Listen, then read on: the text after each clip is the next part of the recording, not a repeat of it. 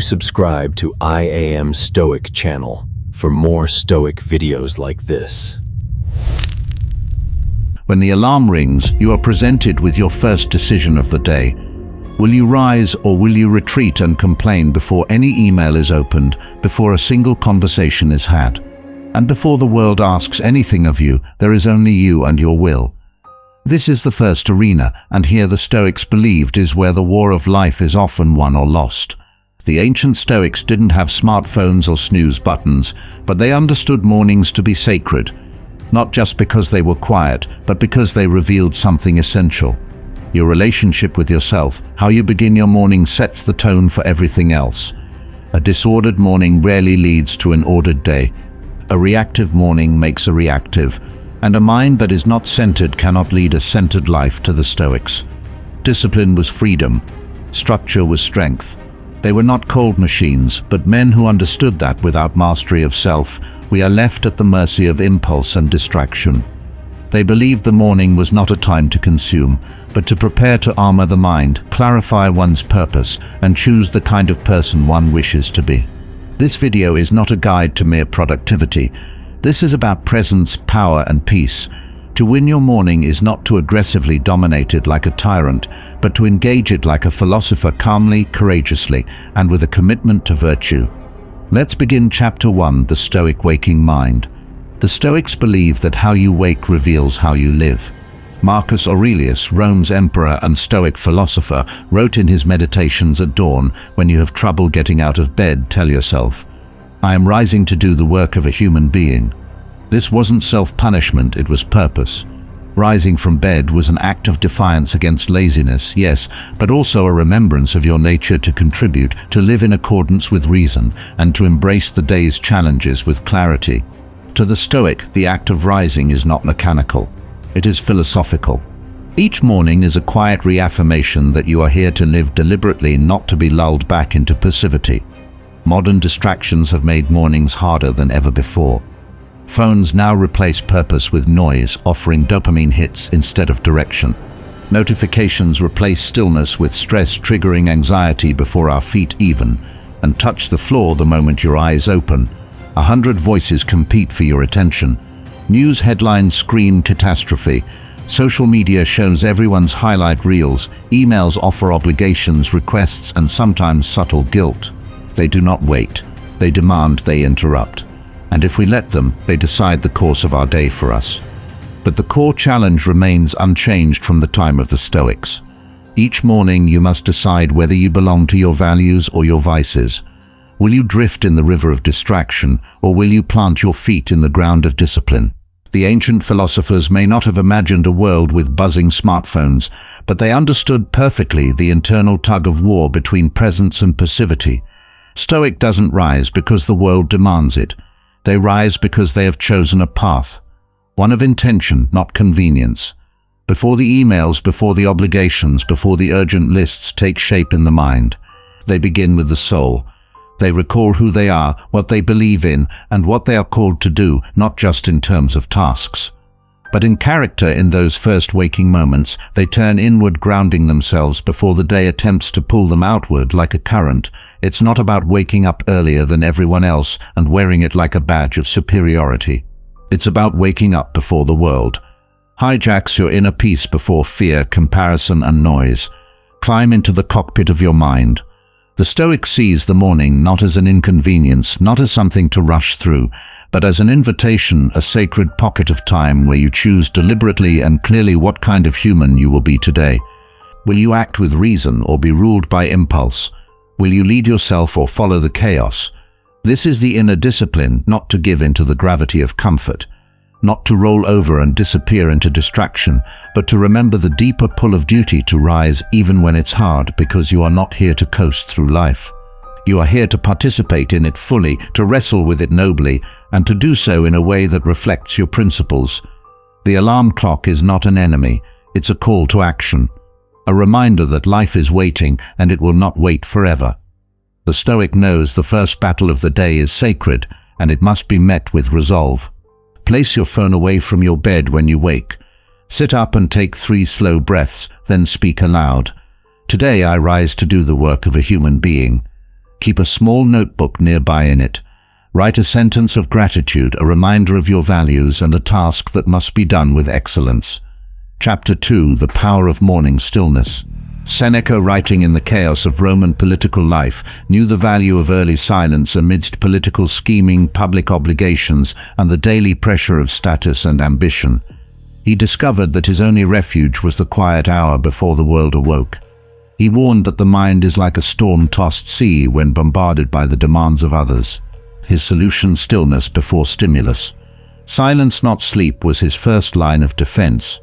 To win the morning, we must protect its first minutes like sacred territory.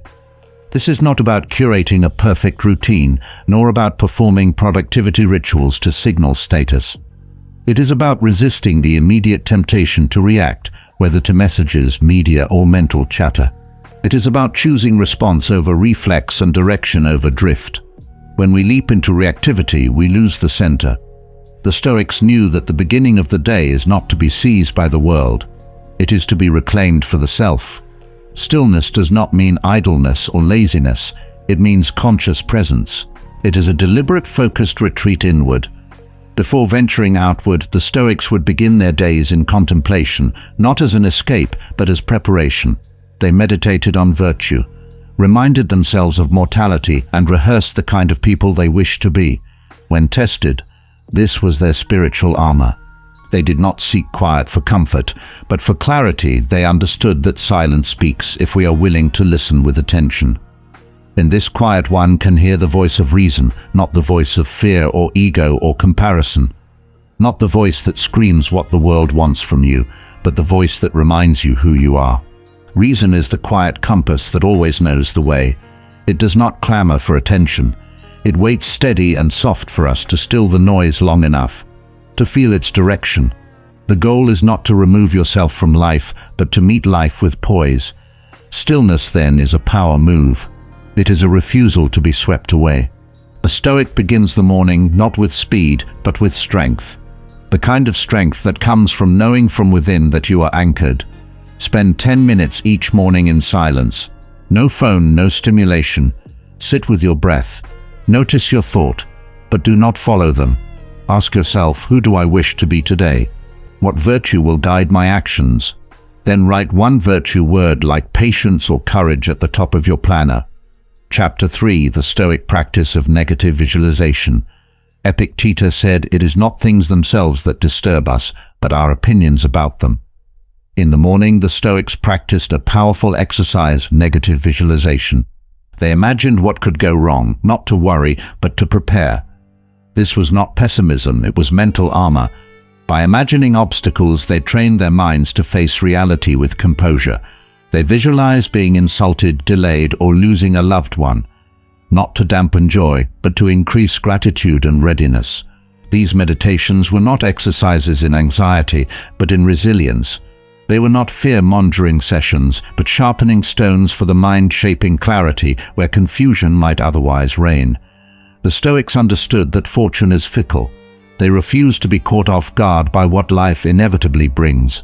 This kind of visualization helped them confront their attachments, not to destroy love or joy, but to cultivate an appreciation for what exists now. When you remember that you could lose something, you begin to cherish it with a new level of sincerity. And when you rehearse losing it, you diminish the grip it has over your stability. This mental rehearsal made them strong. It removed the sting from the unexpected. If you have already prepared for loss, then gratitude becomes natural. You stop taking the people and comforts in your life for granted. If you have considered delay, then patience becomes possible. No longer are you held hostage by your schedule or your expectations. You are no longer dragged by circumstance, but guided by principle. The modern mind avoids discomfort. It reaches instinctively for ease and insulation, moving toward convenience as a kind of unconscious refuge. It seeks warmth without fire, reward without risk, and comfort without challenge. It wants pleasure without vulnerability, and when it faces even mild resistance, it recoils as if life has betrayed it. In this way, it forgets that growth often comes clothed in difficulty, and that strength is forged, not found. But the Stoic mind rehearses difficulty, not because it enjoys suffering, but because it knows that suffering will arrive whether we want it to or not, rather than wait for pain to surprise them. Stoics welcomed the idea of confronting it mentally first, so that the actual encounter when it arrived could be met, not with fear, but with fortitude. They knew that you cannot build an unshakable soul by shielding yourself from every gust of wind. The soul is fortified in the facing, not in the fleeing. The Stoic doesn't flinch from discomfort. They sit with it, they examine it. They practice embracing what most people reject. Cold delay, insult, uncertainty, not out of masochism, but because every moment of resistance is a chance to grow more resolute. They imagine poverty not to suffer, but to appreciate wealth. They imagine illness not to despair, but to deepen health. They picture loss not to invite it, but to treasure what is, and when life brings hardship, as it always will, it is not shocked, but steady, not reactive, but ready. The Stoic meets adversity with practiced calm, not because it is easy, but because the groundwork has already been laid. Every challenge has been mentally rehearsed. Every setback has already been imagined. This removes the sting of surprise and makes space for thoughtful action instead of emotional collapse. In that readiness, it finds a strange peace, the peace of being prepared. It is not the fragile peace that depends on everything going according to plan, but the enduring peace that can withstand the collapse of plans altogether. This is the quiet resolve of someone who has stared misfortune in the face and no longer fears its features. It is the calm of a warrior who has trained for the storm, who has studied the terrain, who has not merely hoped for safety, but strengthened himself to weather chaos. He does not pray for ease, but prays instead for strength to endure whatever comes. He does not beg for smooth roads, but builds stronger legs to walk through difficulty. This is not just resilience, it is realism sharpened into virtue. It is courage formed not through theory, but through the sweat of preparation, and through realism we discover inner quiet that cannot be taken away by external chaos. It is a kind of unshakable center built, not in a moment, but through consistent morning practice, grounded in Stoic awareness and deep-rooted purpose. This is the victory of the prepared mind. Each morning, list 3 things that might challenge you today. A rude coworker, traffic, a setback. Then imagine meeting each with calm. Say aloud if it comes, I am ready. Follow this with listing 3 things you are grateful for because they are not guaranteed. Chapter 4. Begin with what is in your control. Control was the cornerstone of Stoic thought. Epictetus taught that some things are up to us and others are not. To win the morning, we must begin by focusing on what belongs to us, our thoughts, actions, and attitude. Most people lose the day before it starts by worrying about the weather, the market, or other people's moods. They step into the morning already defeated by predictions and projections, drained by problems that haven't even arrived. Their first thoughts are entangled in matters that lie entirely beyond their influence. The Stoic path is different. It does not ignore external chaos, but it refuses to give it power. You begin by mastering your side of the equation. What can you do well this morning? Can you rise with gratitude, acknowledging that breath itself is a gift, and that waking up is not something to be taken for granted, but an opportunity not afforded to everyone? Can you eat with mindfulness, treating the act not as a chore, but as a quiet ceremony? A reminder that nourishment is a moment of life's support, not an automatic convenience. Can you begin your work without resentment, remembering that duty is a privilege when viewed through the right lens, and that responsibility, though often heavy, is a form of meaning granted only to the capable? Can you greet the people you live with or encounter with warmth instead of haste, knowing that every human interaction is a chance to embody your philosophy in action, each moment from the smallest choice to the largest action contains within it the seed of self-mastery, the way you pour your coffee, tie your shoes, speak to your children, or check your messages. All of it is part of the training. These are not throwaway motions. These are the brush strokes that form the canvas of your day. And just like an artist would not rush through their work with carelessness, the Stoic understands that presence in small things leads to power in greater ones. Consistency is not built in grand gestures, but in the humility of daily attentiveness. Even the thoughts you allow in those early moments count. Do you begin by replaying yesterday's disappointments? Do you spiral into worry about tomorrow, or do you choose to be where your feet are? To center yourself in what is here, what is now, what is possible. The Stoic understands that thoughts shape the quality of the day more than events themselves, and so the discipline starts within long before the world knocks on the door.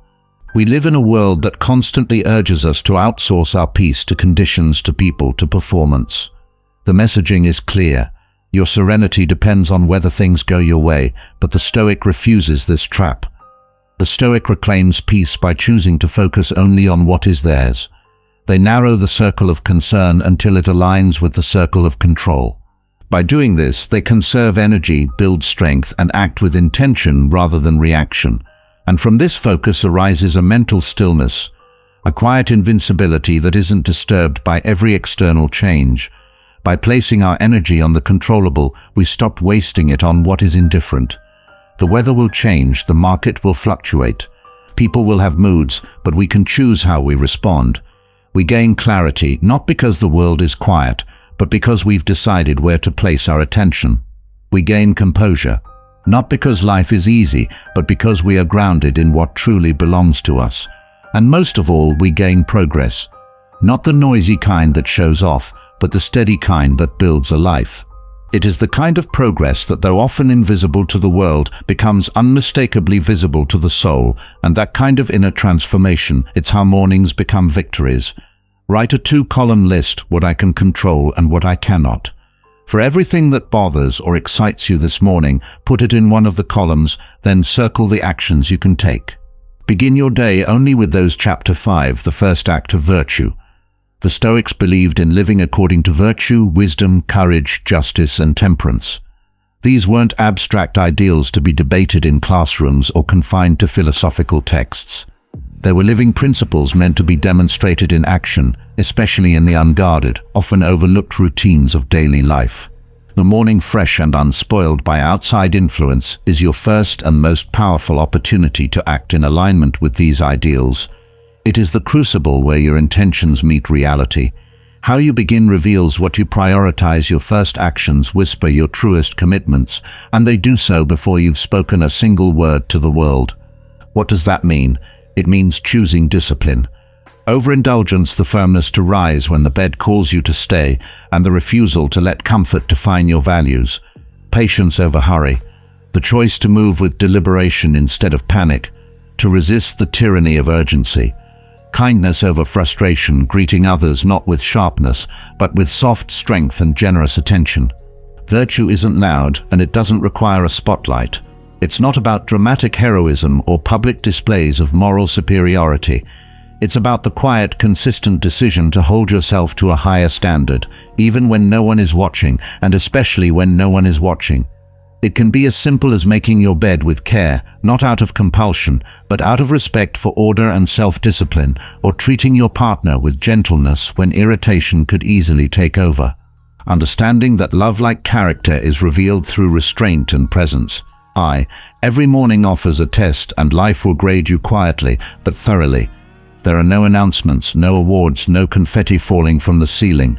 Only you know whether you passed. By aligning your behavior with your beliefs, only you know if your morning reflects your values or your vices. And every small act is a chance to affirm your character, to shape your nature just a bit more in the image of the person you are striving to become. You don't need the perfect routine. You don't need an hour of curated habits, branded journals, or influencer-approved rituals. You need a purposeful first step, one rooted in the virtues. You aim to live by that step, no matter how simple, can shift your entire trajectory for the day, like a ship that corrects its course by a single degree.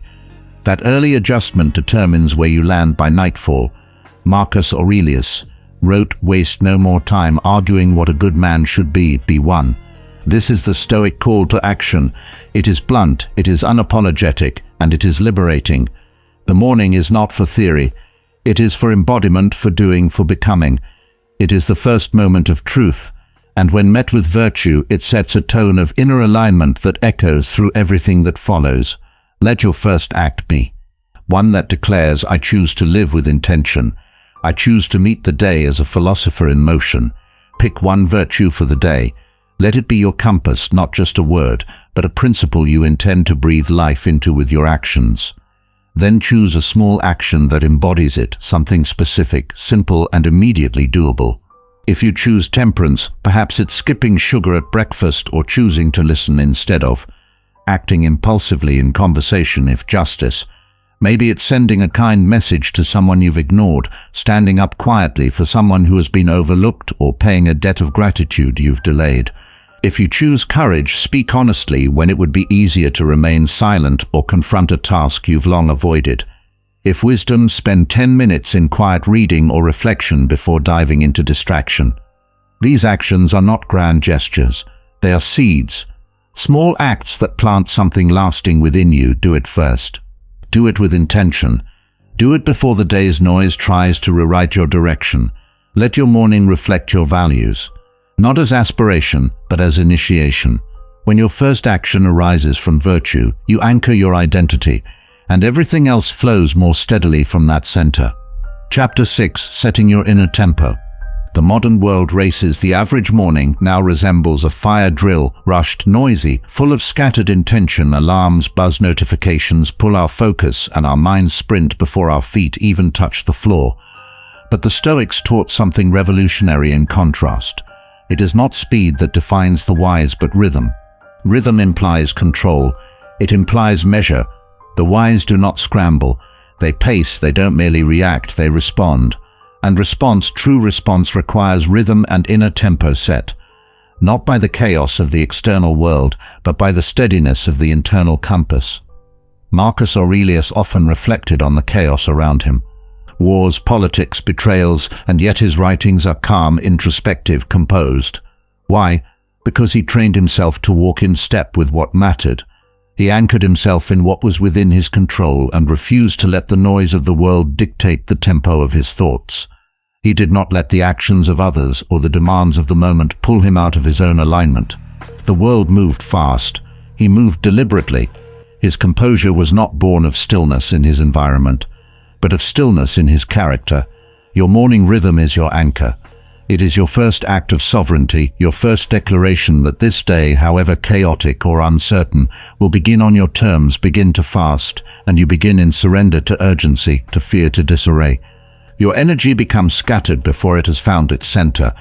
But begin with clarity, and the world may still spin, but you will not be spun to win the morning. You must be the one who sets the pace, not your phone, not the headlines, not the expectations of others. You must decide how your first moments unfold. This doesn't mean doing everything slowly. It means doing everything with presence. Presence is not just being awake. It is being awake with intention.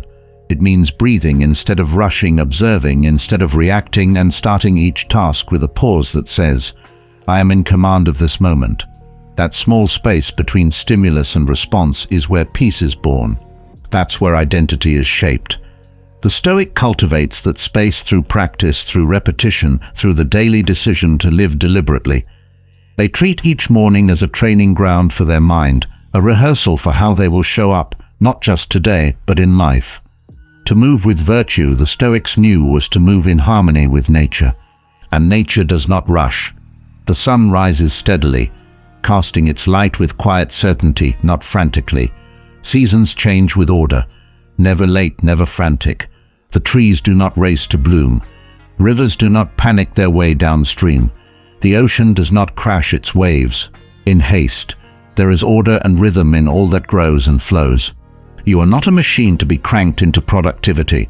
You are a rational being with the power to move, with reason to choose how you begin, how you act, how you pace yourself.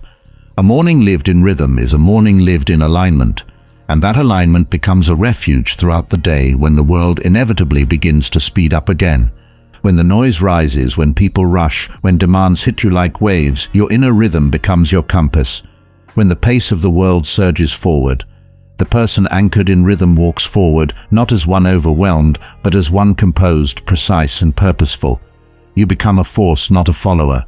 You live the day instead of being lived by it. Set a ritual that begins your morning rhythm. This might be lighting a candle, drinking water slowly, or reciting a short line from a Stoic text. Do it at the same time each day. Let it be your internal metronome. Then allow each following action to unfold from that beat. Don't race. Lead. Chapter 7. The mind before the mirror. Each morning we face a mirror, but the Stoics would ask, do you face it with the body or the mind? It's easy to groom the external, to polish the appearance, adjust the hair, examine the posture. These are visible acts of preparation, but the inner life is the true reflection. It is the one that follows us when no one else is looking. And it is this, the Stoics believed, that requires our deepest attention before we step into the world. The face we show the world begins with the face we reveal to ourselves. Epictetus taught that our opinions, not our surroundings, disturb us. What you think of yourself, what you expect from others, what you fear might happen. These are the forces that shape your peace.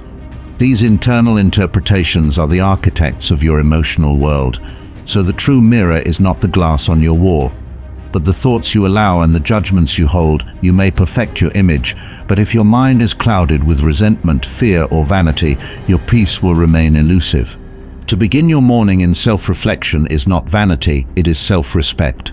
It is a form of philosophical hygiene, a mental and emotional cleansing before the day collects its weight and complexity. Just as you would not leave your home without washing your face or brushing your teeth, the Stoic would not begin the day without clearing the mental residue that accumulates unnoticed. Ask, what assumptions am I waking up with? What beliefs am I carrying into the day, untested and possibly untrue? What expectations do I have that are not grounded in reality? What emotions am I giving power to and why? These questions act as filters if they are not examined. These forces guide your behavior from the shadows. They become the invisible hands steering your reactions. That moment of snapping at a loved one, of growing impatient in traffic, or of spiraling into self-doubt often has its roots in thoughts we never questioned. And when emotion leads, unexamined chaos follows. You become a puppet of your passions. That's not weakness, it's blindness. And the Stoic path is about learning to see with clarity, with reason, and with calm objectivity. The Stoics knew that self-examination was a daily duty, not a once-a-year reflection. Done in dramatic moments of crisis, they understood that truth, if not constantly returned to, slips quietly through our fingers, replaced by ego projection or habit. Self-reflection to them was not merely a philosophical practice, but a necessary element of sane moral living. It was a discipline rooted in the love of truth, a love that prioritizes growth over comfort and illumination over delusion. The purpose was never to control everything or to reach some illusion of perfection, but rather to understand more fully who you are, where you are drifting, and how to return to your chosen path. They were not obsessed with control, but with understanding, and they understood that clarity is a kind of freedom. The ability to distinguish between what belongs to you and what does not, between your perceptions and reality, between what you feel and what is objectively true.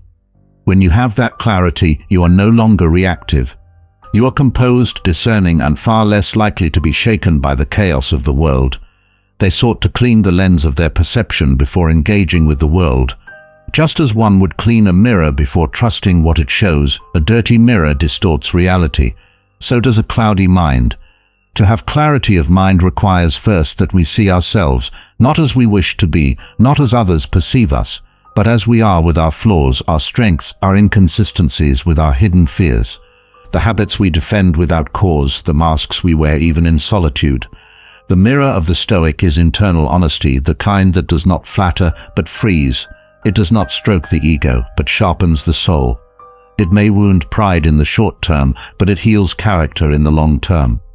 This is where wisdom begins, not in books or lectures, but in standing before the self and saying, let me look without illusion. And it is that daily moment of raw sincerity that fortifies the soul to meet the day with unshakable presence and moral clarity. Before you check your appearance in the mirror, check your mindset. Ask yourself 3 questions. What am I assuming? What am I afraid of? What am I grateful for? Write down your answers. Use this as your emotional weather report. If it's stormy, carry an umbrella of awareness. If it's calm, move forward with quiet confidence. Chapter 8. Mastering Morning Adversity. The Stoics did not expect their mornings to be perfect. In fact, they expected disruption. They prepared for it mentally, knowing that serenity isn't a product of perfection, but of resilience. A barking dog, a harsh word, a delay, these are not exceptions to the day. They are the day. Life unfolds with friction, and the Stoic understands this not as failure, but as form. They knew that peace is not the absence of difficulty, but the mastery of one's reaction to it. Peace is not passive. It is earned through consistent composure. Seneca wrote that a gem cannot be polished without friction, nor a man perfected without trials in the morning. Trials often arrive before breakfast, a missed alarm, a child in a bad mood, an email bearing bad news. The chaos may be small in scale, but its emotional weight can be heavy. How you respond in those early disruptions determines your momentum. It reveals how much power you have over your own mood, and whether you've surrendered that power to something as small as a misplaced sock or an unkind comment.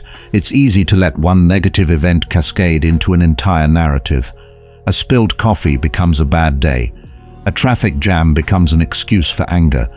One tense exchange becomes the lens through which you interpret every moment. Thereafter, a missed train morphs into a story about life's unfairness. A small comment becomes a perceived attack. The mind, when left unchecked, builds catastrophes out of inconveniences, but the Stoics trained their minds not to be hijacked by the trivial. They understood that the first battle of the day is often emotional. They practiced noticing their triggers without feeding them. They interrupted the inner narrative before it gained momentum. They asked, "Is this within my control?" and responded accordingly. If it wasn't, they released it like a bird from the hand. If it was, they acted not with aggression, but with grace, with composure, with clarity. They chose. Virtue over reaction. To master morning adversity is to decide that you will not let minor problems steal your major purpose. It is to establish your sovereignty in the face of annoyance. It is to recognize that although discomfort is inevitable, to defeat is optional. The Stoics taught that your first impulse does not have to be your final response. You have a choice in every moment, even when things go wrong. That choice is the birth of freedom. You decide that your mood will be shaped by values, not by volatility. You decide that your thoughts will be guided by reason, not dictated by circumstance. You are not a leaf in the wind, helpless and tossed about by every breeze of frustration. You are the captain of your vessel, the commander of your character. While you cannot stop the waves from rising, you can determine how you meet them. With grip on the wheel, you steer by principle, not panic.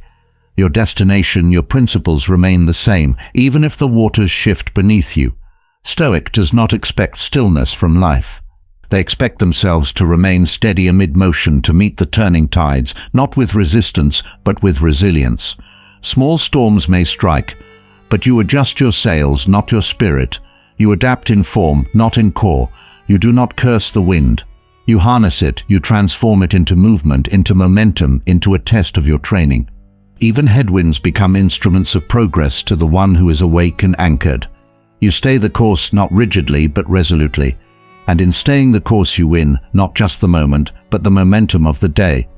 Each response becomes a rhythm, and that rhythm becomes your identity. A composed response first thing in the morning becomes the tone that echoes into every room, every task, every trial that follows. And a person who begins in mastery often finishes in peace. Not because the day was easy, but because they met it with strength. The next time something goes wrong in the morning, pause, take one breath, then say, "I will not lose the day because of this moment Let that breath be a line in the sand, a conscious interruption of the spiral that threatens to pull you under. Recenter your mind, not only in silence, but in clarity. What truly matters today? What virtue can I bring into this moment of friction? Remind yourself that inconvenience is not catastrophe. It is a test of mastery, and mastery is built through repetition. Each small disruption is an invitation to practice steadiness, to embody the Stoic belief that peace is internal, not circumstantial. Treat that moment like a training ground. Smile inwardly at the challenge, choose the better response. Pass the test with calm, not because you are indifferent, but because you've prepared to remain unmoved by the petty and anchored by the principle. Chapter 9.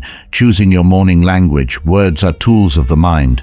What you say, especially what you say to yourself, becomes the script your day follows. Language is not just a way to describe reality. It is a way to design it. The Stoics were precise with language because they knew its power to shape perception. A word once spoken, even internally, carries weight. It sets direction. It either builds you or blinds you. Marcus Aurelius often corrected his own internal language. Instead of saying, "I have to," he would say, "I get to." He understood that duty is not a burden. It is a chance to live with excellence. That one change transformed obligation into opportunity, and that shift in language shifted his energy. It wasn't about pretending things were easier than they were. It was about meeting them with a mindset that preserved dignity and agency. Even in the face of war, betrayal, or personal hardship, Marcus knew that framing mattered. His inner speech was not a passive echo, but a deliberate instrument of discipline. We too must guard the words we speak when the day begins.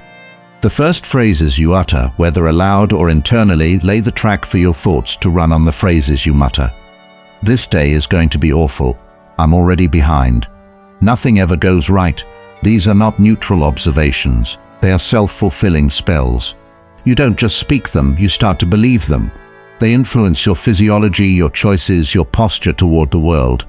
The shoulders slump, the breath shortens, the will weakens, words shape belief. Belief shapes behavior. Behavior shapes outcome. It's a cycle that begins with thought and language.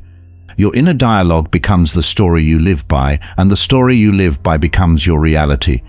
The words you choose are not just background noise. They are blueprints, they are maps for your emotions, your responses, and your overall interpretation of what life presents to you. Each word you use either sharpens your focus or scatters. It either fuels your fear or fans.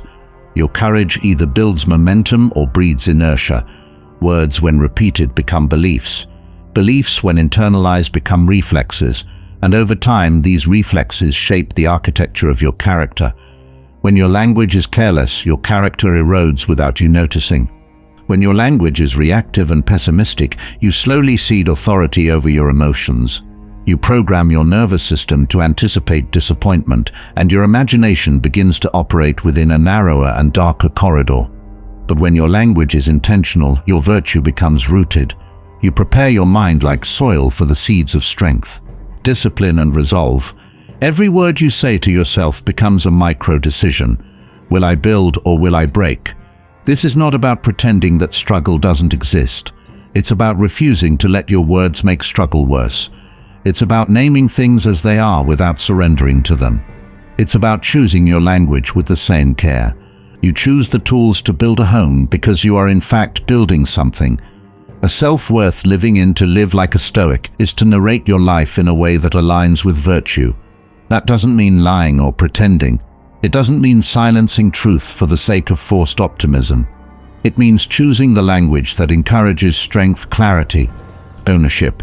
Stoic language is not about sugarcoating. It's about strengthening. It gives structure to the mind, forming scaffolding around thought and response. It means developing an inner tone that is firm but compassionate, honest but not harsh. It is the tone of a coach who expects your best but never tears you down. It is the voice that steps forward when panic or doubt rises, offering guidance instead of guilt. It means turning the voice in your head into your most reliable coach instead of your worst critic. A critic wounds, a coach refines. The Stoic does not indulge in self-pity, nor do they deny themselves compassion. They navigate a balanced path, acknowledging setbacks, while reinforcing resolve.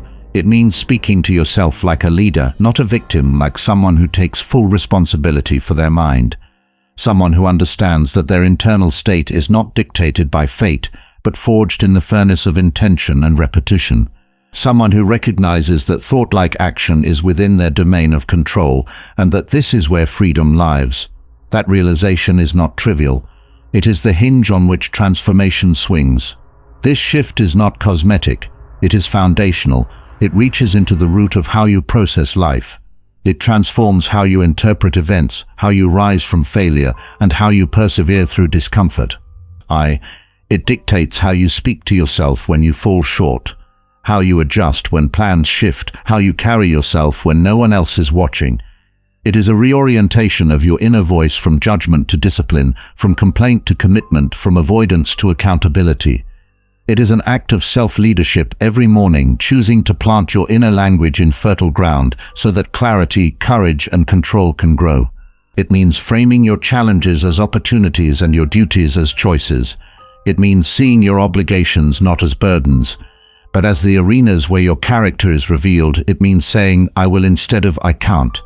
I'll try becomes I'm committed, I'm stuck becomes I am learning. Even a phrase like I'm tired becomes I'll bring the best of what I have today. It's too hard becomes this is worth doing. I failed becomes I'm learning what works. The Stoic does not simply think differently. They speak differently, and by doing so, they live differently. Their words are not a reaction, but a declaration of intent, a declaration of virtue. And in that declaration lies power. The power to start the day aligned with reason, fortified by intention, and grounded in self-respect. And from that ground you rise not perfectly, but purposefully. And with each rising, you refine the person you are becoming. Begin the day by rewriting one negative thought. Take a moment to scan your internal dialogue and catch the first piece of resistance or dread that arises. If you think I don't want to go to work, reframe it as I choose to show up today with strength. If you hear yourself say, I'm too tired to do anything meaningful, change it to my energy is limited, but I'll use it wisely. If the thought is this is going to be a terrible day, respond with, I have the tools to meet this day with courage. Speak it aloud, not just mentally, but with voice and conviction. When your vocal cords shape your thoughts into sound, you anchor them into reality. Let that sound carry intention. Let your voice guide your values. Your words are not just a commentary on your life. They are an instruction to your mind. By speaking a new narrative, you train your nervous system to expect presence, resilience, and control. This is not an affirmation for affirmation's sake. It's a recalibration of your internal compass. Begin with one sentence, make it yours. Speak it with clarity, then move forward with it in your chest like armor. Chapter 10, Closing the Gate. The morning ends. The world enters. Emails arrive, traffic builds, notifications buzz. Voices rise, deadlines loom. But before you lose yourself in the outer world, the Stoics invite you to do one final thing, close the inner gate. This moment, brief but sacred, separates the time you gave to your mind from the time the world will take from your attention. It is the final defense against distraction. The intentional act that transforms preparation into armor. The gate is your boundary, the symbolic line between your deliberate morning and the chaotic rest of the day. To close it is to affirm, I have set my course, I have tuned my mind, I have aligned myself with my values, and no matter what the day brings, I will meet it as myself. This act is not physical. It is internal. It is the final moment of self-possession before the outer world demands your attention. Like a captain sealing the hatch before launching into unpredictable seas, you close the gate to carry calm into the storm. That calm is not indifference, it is earned assurance. You carry it not because the sea will be calm, but because your mind is anchored. Zeno, the founder of Stoicism, taught that the wise man is like a fortress open to reason, but not overrun by noise. A fortress is not passive, it is protected. It is designed to withstand pressure, not by isolating itself, but by reinforcing its core. Like that fortress, you do not isolate from the world, but you step into it with structure. Your morning is that fortification. Each step you took from reflection to stillness, from intention to language, was a brick laid into your inner citadel. You don't build a castle during the storm. You build it in the silence before, when the tools are in your hand and the sky is still. And now you face the day. Not with fear, but with readiness. You now step into the world, not unarmed, but armored by intention. Each choice a shield, each breath of preparation, so before the world rushes in, fully stop for one final breath. Inhale not just air, but presence. Let it enter slowly, consciously, and remind you that you are here by intention, not accident. Feel the weight of what you've built in these early moments. Not just the quiet, but the quality of attention you've cultivated. You've chosen reflection over reaction. You've chosen structure over chaos. You have practiced presence. You've affirmed your values. You've trained your focus. You've cultivated a kind of internal gravity, a steadiness that does not beg the world to cooperate, but meets it on solid footing. These are not small rituals. They are profound acts of self-leadership. They are choices that anchor you to something deeper than mood or momentum. Review your values, not as abstract ideals, but as living practices. Ask yourself, how did I walk in courage today, even in small steps? Where did I choose patience over panic? When did I extend compassion where frustration wanted to arise? When did I listen instead of react? Recall your morning victory. Factories, however small, however subtle, that you rose with purpose, that you resisted the tug of distractions, that you spoke kindly, that you took a breath when it would have been easier to rush, that you paused before the day asked too much of you, that you chose stillness over chaos, that you remembered. You are the architect of your state, not the victim of it. These moments are the threads from which the tapestry of your character is slowly and deliberately woven. Let those acts be your compass. Now, not just memories, but active reinforcements of who you are becoming. Let your posture reflect your preparation. Let your tone be influenced by your training. Let your decisions echo the clarity you shaped in those first quiet minutes. Let your actions from this point forward carry the strength of your preparation like a current running beneath the surface. Even when the waves rise, that current remains steady. You may not control what the day brings, but you can control what you bring to it. Steadiness, clarity, strength. Let the gate close with resolve. Not with tension, but with assurance, with a subtle nod to the inner work you've done. Let your day begin with quiet authority, a calm earned not by accident, but by design, discipline, and devotion. A calm that carries not just through the morning, but through the entire arc of the day. Set a closing ritual. It could be 5 seconds of silence, a short affirmation, a quiet thank you for the time you've had. Whatever it is, make it intentional. Seal your morning, then carry its discipline forward. Like armor, you will not win every moment, but you can win the morning. If you like this video, do not forget to leave a comment.